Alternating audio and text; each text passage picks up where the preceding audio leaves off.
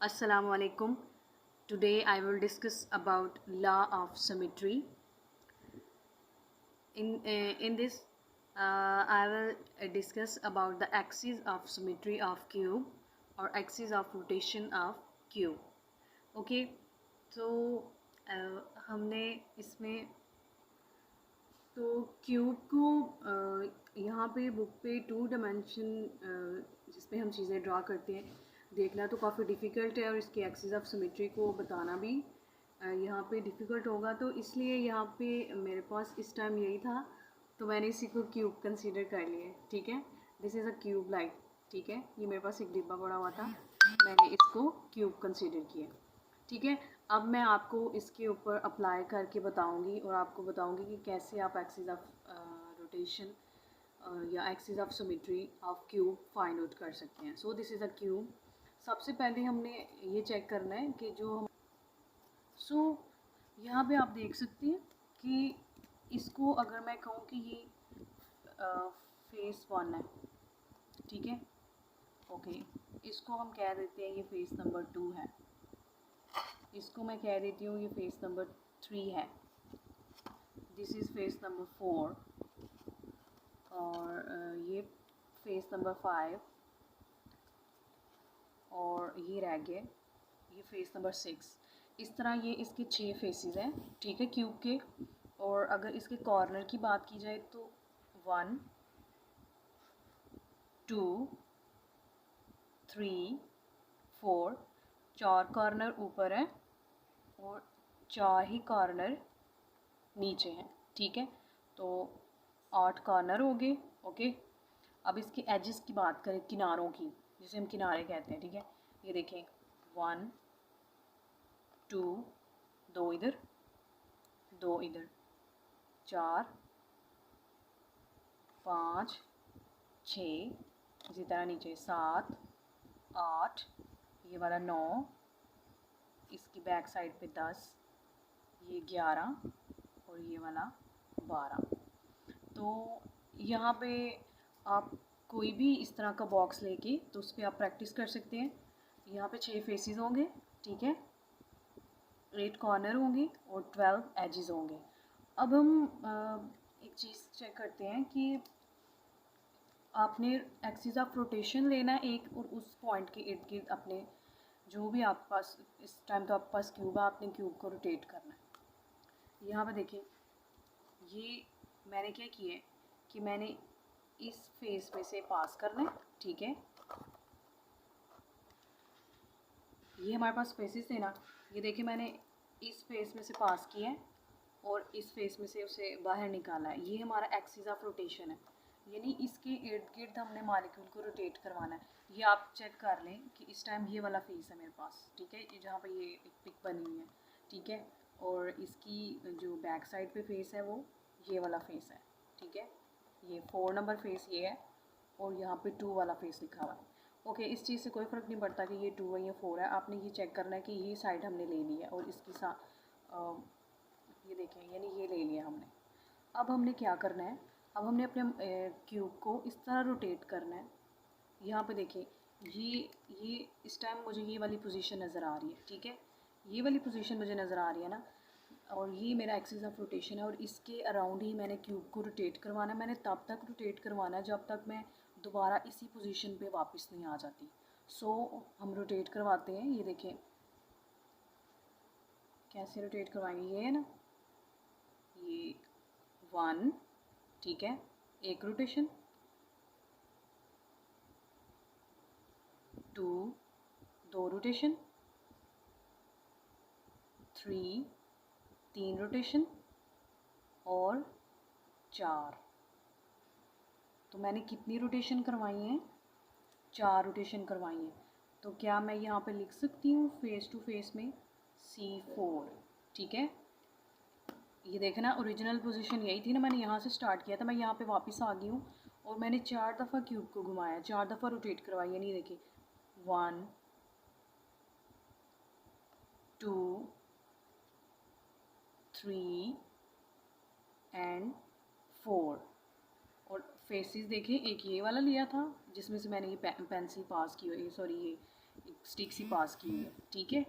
तो इसके ये हमारे पास आ गया एक C4 आया, ठीक है। ये C4 का मतलब ये है कि आपने 4 दफ़ा इसको रोटेट करवाया क्यूब को। अब देखिए ये तो 2 फेसेस में से पास किया ना, पर इसके फेसेस कितने हैं? इसके तो हमारे पास 6 फेसेस हैं। तो फेसेस अगर इसके इसके 6 फेसेस हैं तो 6 को आपने 2 से डिवाइड करना है तो आपके पास 3 आएगा। 6 को 2 से डिवाइड करने का क्या मकसद है, क्योंकि हम जो हमारा एक्सिस ऑफ रोटेशन है वो बिटवीन 2 फेसेस होता है ना। एक ये वाला फेस था जिस तरह, और एक ये वाला फेस है, ठीक है। इसके इर्द गिर्द मैंने मालिक्यूल को क्यूब को रोटेट करवाया। अब आप क्या करेंगे, इसी तरह ये आपने चेक कर लिए थे ना, ये वाला फेस था, ये वाला जिसमें ये ब्लैक कलर शो हुआ। इसी तरह अब मैं आपको दिखाती हूँ दूसरे फेसेस में से पास करके। ओके, अब आप चेक करें, पहले जो मैंने फेस चूज़ किए हुए थे वो ये वाला फेस चूज़ किया हुआ था और इसके अपोजिट वाला, ठीक है। तो इनका काम तो ख़त्म हो गया, इस पर हमने रोटेशन करवा ली, ठीक है। C4 आ गया था, ठीक है। अब मैंने क्या किया, मैंने दूसरे फेस चूज़ किए हैं, एक ये वाला फेस और एक इसकी अपोजिट साइड पे ये वाला फेस, ठीक है। ये देख लें आप। अब इसमें भी क्या करना है, यही ओरिजिनल ये मुझे इस वक्त ये नज़र आ रही है और मैंने इसी पोजीशन पे वापस आना है, तो मैंने रोटेट करवाना है 1 2 3 एंड 4। देखें फिर से C4 आया, ओके, एक और C4 आया, एक पहले आ गया था और एक और आ गया C4, ठीक है। ओके, इसी तरह अब हमारे पास 6 फेसेस थे, 4 फेसेस हमने कवर कर लिए। अब हमारे पास एक और फेस बच गया, मैं उसके अराउंड भी आपको क्यूब को रोटेट करके दिखा देती हूँ। ओके, तो सबसे पहले हमने ये वाला फेस लिया था और इसके अपोजिट वाला, उसके बाद मैंने ये वाला फेस लिया था और इसके अपोजिट वाला। आप वीडियो को दोबारा से जो पीछे जाके भी चेक कर सकते हैं। और अब हमारे पास ये वाला फेस रह गया और इसके अपोजिट वाला, ठीक है। 3 दफ़ा मैंने ये काम किया है और हर एक दफ़ा में 2-2 फेस यूज़ हुए थे। ओके, अब हम इसको रोटेट करते हैं, ठीक है, इसी एक्सिस के अलोंग, ठीक है। ये देखें, ये मेरा इस टाइम मुझे ये नज़र आ रहा है, मैंने इसी पोजीशन पे आना है। ये देखें 1 2 3 एंड 4, इसी पोजीशन पे मैंने वापस आना था ना। तो मैं 4 दफ़ा मैंने इसको रोटेट किया क्यूब को, ठीक है। तो 2 C4 ऑलरेडी थे और एक C4 आपके पास और आ गया। इसकी ये हमारे पास आ गई इसकी फेस टू फेस सिमेट्री, यानी 6 फेसेस थे जिसमें कितने C4 बने हैं, 3 C4। अब आपको इस चीज़ को याद रखना है कि क्यूब के अंदर कितने C4 हैं, 3 C4 है, 1 2 3। और वो मैंने आपको बता भी दिया है कि 6 फेसेस थे ना, ठीक है। आप इस तरह भी कर सकते हैं कि अगर आपको एक दफ़ा C4 का पता चल गया और आपको ये भी पता चल गया कि जो C4 है वो दो फेसेस के दरमियान आपने एक्सिस को चूज़ करना है, ठीक है। जिस तरह इसमें 2 फेसेस के दरमियान एक्सिस को चूज़ किया है और आपने 4 दफ़ा इसको रोटेट करना है ताकि आप ओरिजिनल पोजीशन पे वापस आ जाएं, ठीक है, जो भी आपकी ओरिजिनल पोजीशन आपने फ़िक्स की है। तो मैंने तो 3 दफ़ा आपको करके दिखाया, अगर आप 3 दफ़ा ना करना चाहें तो आपको पता है कि 6 फेसेस हैं और हर दफ़ा 2 फेस यूज़ हो रहे हैं एट अ टाइम, ठीक है। तो जब आप 6 को 2 से डिवाइड करेंगे तो आपके पास क्या आएगा, 3। यानी इसका मतलब ये है कि जब आपने एक दफ़ा किया तो आपके पास एक C4 आया, तो आपने 3 दफ़ा करना है तो आपके पास कितने C4 आएंगे, 3 C4, ठीक है। तो इस तरह भी किया जा सकता है। अगर आपको एक दफ़ा C4 का पता चल गया है कि वो 2 फेसेस के दरमियान मालिक्यूल को 4 दफ़ा रोटेट करने से हम ओरिजिनल पोजीशन पे आते हैं, तो 2 फेसेस और लें तो 4 फेसेस हो जाएंगे। देखें 2 के दरमियान करने से C4 आया एक दफ़ा, और 2 के दरमियान करने से फिर C4 आएगा, जो 2 और रह गए उनके दरमियान करने से एक और फेसेस आएगा, ठीक है। तो टोटल आपके पास 2 4 और 2 6 फेसेस कवर हो गया ना आपके पास, ठीक है। तो अब हम इसको कहते हैं कि हमारे पास C4 कितने हैं क्यूब के अंदर, 3। ओके, तो एक्सिस ऑफ यानी आपने कि कौन से एंगल पे इसको बेसिकली रोटेट करवाया वो भी हमें पता चल जाता है। उसके लिए फार्मूला होता है 360 डिग्री ओवर एन। एन का मतलब होता है फोल्ड ऑफ सिमेट्री। यहाँ पे देखिए कितने, ये नहीं चेक करना आपने, यहाँ पे जो एन लिखना है ना वो ये वाली चीज़ है, तो 4 आएगा ये, ठीक है। तो ये 90 डिग्री, यानी आप अपने मालिक्यूल को, जैसे इस टाइम ये है, अगर मैं इसको ओरिजिनल पोजीशन मानूँ और मैं इधर आना चाहूँ, तो ये आपने क्या किया, ये आपने 90 डिग्री पर रोटेट किया है एक दफ़ा, ये 2 दफ़ा रोटेट किया है, और ये आपने 3 दफ़ा रोटेट किया है, और ये आपने 4 दफ़ा रोटेट किया है। तो यानी 4 दफ़ा 90 डिग्री पे रोटेट करने पे आप ओरिजिनल पोजीशन यानी जिस फेस से आपने स्टार्ट किया था आप उसी फेस पे वापस आ रहे हैं, ठीक है। और ये हमारी मर्ज़ी होती है कि मैं इसको ओरिजिनल फेस ले लूँ यहाँ पे, मतलब यहाँ पे इनिशियल पॉइंट इसको ले लूँ, या मैं इसको इनिशियल पॉइंट करूँ। अगर मैं इसको इनिशियल पॉइंट कंसीडर करूँगी तो मुझे इधर ही वापस आना पड़ेगा, ठीक है। और अगर मैं इसको करती हूँ तो मुझे इधर ही वापस आना पड़ेगा, ठीक है। तो होप सो आपको क्यूब के अंदर 3C4 किस तरह आते हैं आपको इस चीज़ का आइडिया हो गया होना है, ठीक है। तो इसको आप ज़ुबानी भी याद कर सकते हैं, ठीक है। पेपर में तो हम इसका नहीं कर सकते बार बार, इसको सोच भी नहीं सकते, इतना टाइम भी नहीं होना। तो अंडरस्टैंडिंग तो आपके अंदर डेवलप हो गई होनी है, ठीक है। आप सिर्फ याद कर लें कि क्यूब के अंदर कितने C4 हैं, 3C4 हैं, ठीक है। अब मैं आपको इसके अंदर और भी होते हैं, जैसे C4 होता है। C4 कब आता है, जब आप चीज़ को 90 डिग्री पे रोटेट करते हैं। ये देखें ना, 360 डिवाइडेड बाय 4 का मतलब C4, ठीक है। इसी तरह C3 C2 या वाट एवर जो भी है वो भी हम नेक्स्ट देखते हैं। अब हम इसका कॉर्नर टू कॉर्नर चेक करते हैं, ओके। ओके, जिस तरह क्यूब के मैंने आपको 6 फेसेस दिखाए थे, इसी तरह क्यूब के कॉर्नर कितने होते हैं। कॉर्नर के लिए हम वर्टेक्स का वर्ड भी यूज़ करते हैं, तो इसके 8 कॉर्नर होते हैं, ठीक है। ये आपने ज़ुबानी याद रखनी चीज़ें, इसके 8 कॉर्नर होते हैं।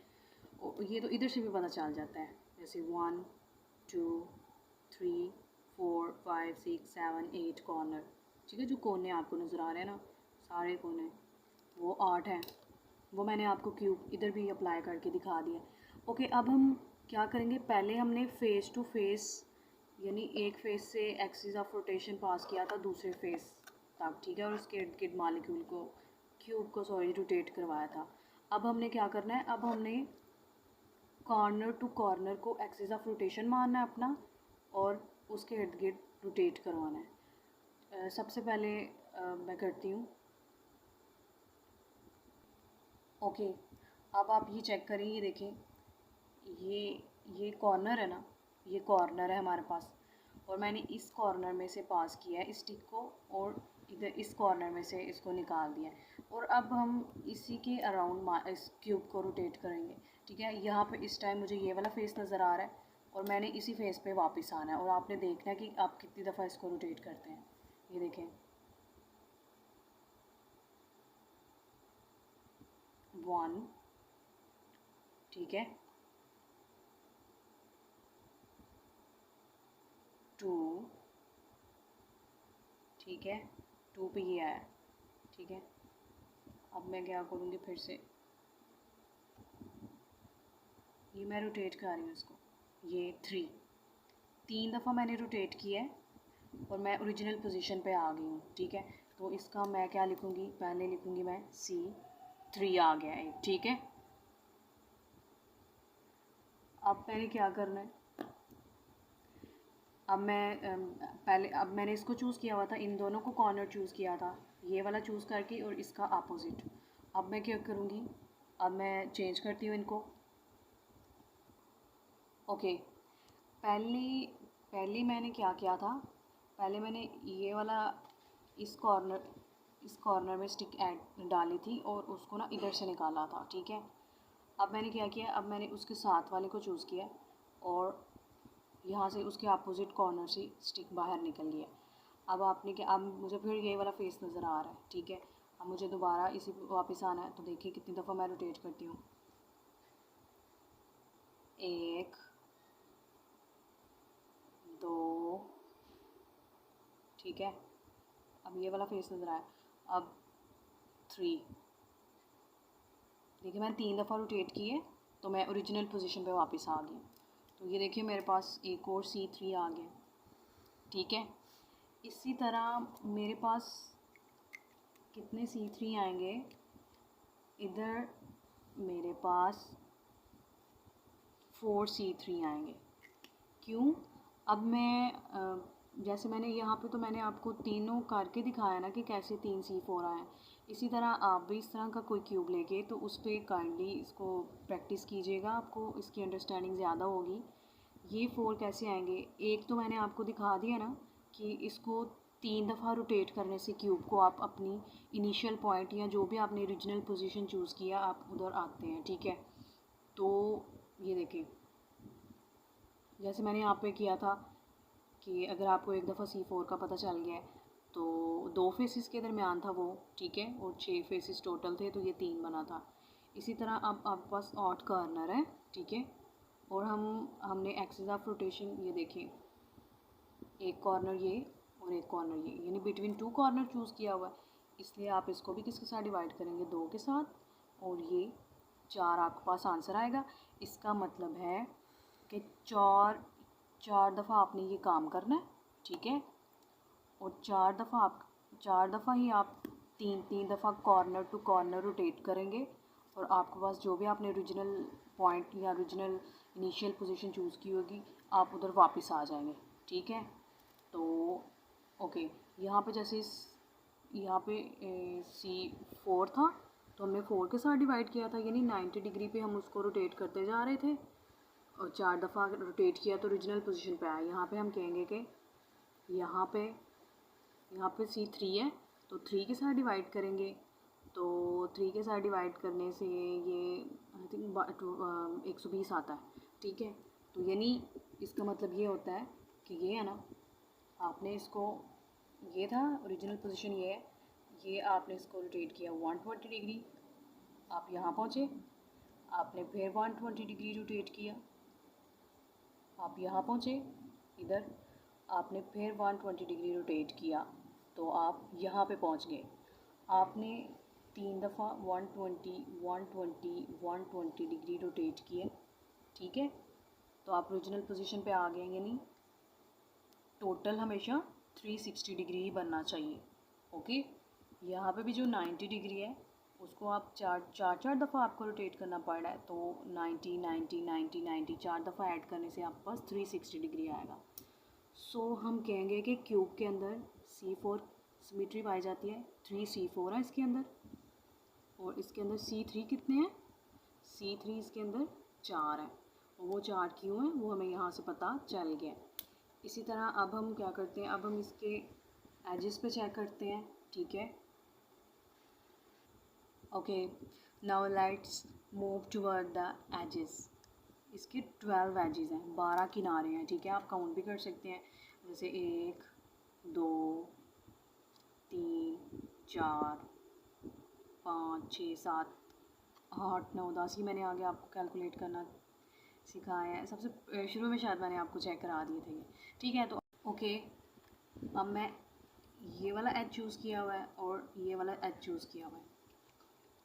अब मैं इसको रोटेट करती हूँ, ये देखिए, ये इस टाइम मुझे ये वाला फेस नज़र आ रहा है, मैंने इसी फेस पे वापस आना है।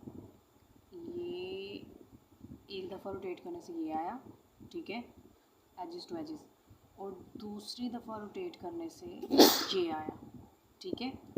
तो यानी ये मेरे पास आया है C2, ये मेरे पास क्या है यहाँ पे C2, मतलब हमने 2 दफ़ा इसको रोटेट किया है। C जो है ना वो आपको रोटेशन के बारे में बताता है, 2 मतलब आपने 2 दफ़ा रोटेशन की है, ऊपर जैसे C3 था मतलब 3 दफ़ा रोटेशन की है, C4 था मतलब 4 दफ़ा रोटेशन की है। इसी तरह अब इसमें भी मैं आपको एक आपको C2 चेक करा दिए, तो इसी तरह इसके 12 एजेस हैं और 2 एजेस में से पास कर रहा है हमारा जो ये जो हमारी स्टिक है, जो एक्सिस ऑफ रोटेशन है, वो एक ये वाला एज है, ठीक है, एक इस वाले एज में से पास कर रहा है और इस वाले एज में से निकल रहा है, तो यानी 2 एजेस यूज़ हो रहे हैं ना एट अ टाइम, आप देख सकते हैं, ठीक है, एक ये वाला एज यूज़ हो रहा है और एक उसका अपोजिट वाला एज। तो मतलब हम दो ही, इसको भी फिर 2 से डिवाइड करेंगे क्योंकि एट अ टाइम हम 2 एजेस में से पास कर रहे हैं। तो इसका आंसर आएगा 6। इसका मतलब ये है कि जैसे इसका आंसर 4 आया था तो हमने कहा था इसके अंदर C3 कितने हैं, 4। इसका आंसर 3 आया था तो हमने कहा था इसके अंदर C4 कितने हैं, 3।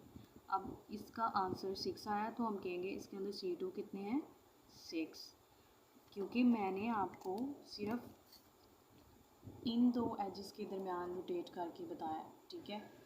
अब आप ऐसे भी कर सकते हैं कि आप इसमें से पास करें और इसके अपोजिट वाले में से निकालें और इसके इन 2 एजेस के अराउंड इसको रोटेट करवाएं क्यूब को, ठीक है। फिर भी आपको 2 दफ़ा मतलब C2 ही आएगा आपका। फिर आप क्या करें, फिर आप इस एक्सिस में से इस एज में से पास कराएं और इसके अपोजिट में से निकालें इसको, फिर उसके इर्द गिर्द इसको रोटेट करवाएं, फिर इस तरह इसमें से, ठीक है। इस तरह आप करेंगे तो आप पास ना ये 6 दफ़ा ये काम होगा, ठीक है। तो फाइनल जो हमने निकाला है, हमने ये फाइंड आउट किया है कि क्यूब के अंदर जो C4 है वो 3 है, ठीक है। इस तरह आप याद रख लेना कि ये 4 है लेकिन यहाँ पे 3 होंगे। C4 3 है और C3 कितने हैं, वो 4 है और C2 कितने हैं, 6 हैं। ये सारे एक्सिस ऑफ रोटेशन है या एक्सिस ऑफ सिमेट्री भी इनको कहते हैं। तो टोटल कितने बने हैं, 6 और 4 10 और 3 13 एक्सिस ऑफ सिमेट्री हैं क्यूब के अंदर, ओके। और मैंने आपको प्रूव करके भी दिखा दिया है। इसके अलावा एक और चीज़ यहाँ पे बताने वाली ये है कि जब आपके पास 90 डिग्री एंगल होता है तो इसे आप कहते हैं टेट्राहेड्रल, क्योंकि इसमें आप 4 दफ़ा रोटेशन कर रहे होते हैं, ठीक है, या टेट्राड या टेट्राहेड्रल। उसके अलावा ये जो 3 वाला है इसको आप कहते हैं, इसमें आप 3 दफ़ा रोटेट कर रहे हैं ना, इसे हम कहते हैं ट्राइएड। और इसमें हम 2 दफ़ा ही रोटेट करवाते हैं क्यूब को, ओरिजिनल पोजीशन पे पहुंच जाते हैं, ओरिजिनल पॉइंट पे, तो इसे आप कहेंगे डायड, ठीक है। इसको कंफर्म कर लीजिएगा, आई थिंक के साथ टेट्रा, ये मुझे याद नहीं आ रहा, इसको देख लीजिएगा। और ये जो एक्सिस ऑफ सिमेट्री जो क्यूब के अंदर प्रेजेंट है ना, सेम इसी तरह के एक्सिस ऑफ सिमेट्री ऑक्टाहेड्रल के अंदर भी मौजूद है, ठीक है। तो अगर आपको ऑक्टाहेड्रल के आएंगे तो उनमें भी आप इसी तरह लिख दीजिएगा कि उसमें C4 3 है, C3 4 है और C2 6 है। और प्रिंसिपल एक्सिस फाइंड करने का तरीका भी आपको बता देती हूँ, मैं प्रीवियस वीडियोस में भी बता चुकी, जिसमें हमने मॉलिक्यूल की बात की थी, ठीक है। तो प्रिंसिपल एक्सिस का मतलब ये होता है जिसमें n की वैल्यू हाई हो उसको हम प्रिंसिपल एक्सिस चूज़ करते हैं। ये देखें यहाँ पे आप चेक करें, इधर n की वैल्यू 4 है, इधर n की वैल्यू 3 है, इधर n की वैल्यू 2 है। हम इस चीज़ को मानते हैं कि ये 6 है, ये 4 है, ये 3 है, लेकिन n की वैल्यू आपने देखनी है वो किस में ज़्यादा, तो वो तो इसमें ज़्यादा ना, तो इसलिए प्रिंसिपल एक्सिस जो होगा वो क्या होगा क्यूब का, C4। Understand, this is the principal axis. और ये भी आपने याद रखना है कि क्यूब के अंदर प्रिंसिपल एक्सिस कौन सा है, C4। चाहे वो 3 मौजूद है लेकिन वो प्रिंसिपल एक्सिस है, क्योंकि प्रिंसिपल एक्सिस में हम जिसमें n की वैल्यू ज़्यादा होती है उसको हम चूज़ करते हैं। होप सो आपको मेरी वीडियो पसंद आई होगी। आप काइंडली लाइक करें, शेयर करें, कमेंट करें और सब्सक्राइब करें और ज़्यादा से ज़्यादा मेरे चैनल को शेयर करें। Thank you so much.